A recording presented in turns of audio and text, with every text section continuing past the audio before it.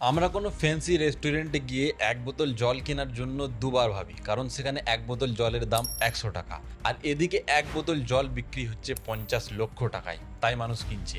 একেবারে ঠিক শুনেছ, যত টাকায় একটা বাড়ি হয়ে যায় ততটা দাম একটা ওয়াটার বোতলের। তবে এটা কোনো সাধারণ জল নয়, এটারও একটা আলাদা স্টোরি আছে। অবভিয়াসলি এত টাকা দামি, কিছু তো স্পেশাল থাকবেই।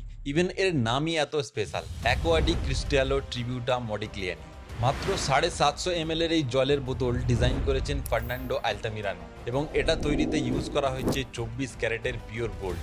এর ডিজাইন ইতালির আর্টিস্ট মডিগ্লিয়ানি আর্ট থেকে ইন্সপায়ার্ড হয়ে বানানো হয়েছে। তবে এর থেকেও বেশি ইম্পর্টেন্ট এর ভিতরে যে জলটা ছিল, সেটা ফ্রান্স আর ফিজি আইল্যান্ড থেকে আনা স্প্রিং ওয়াটার, এবং তার সাথে মিশ্রিত ছিল আইসল্যান্ডের গ্লেসিয়ার গলা জল। তাই এটাকে পৃথিবীর পিওরেস্ট ব্লেন্ড বলা যেতে পারে। 2010 সালে একটা অকশন হয়েছিল, যেখানে এই জলের বোতল $60,000 বিক্রি হয়। কিন্তু এই জলের পিছনে আরো একটা টুইস্ট রয়েছে। এই জলের বোতল শুধু বিলাসিতা নয়, এর পিছনে ছিল একটা সোশ্যাল মেসেজ।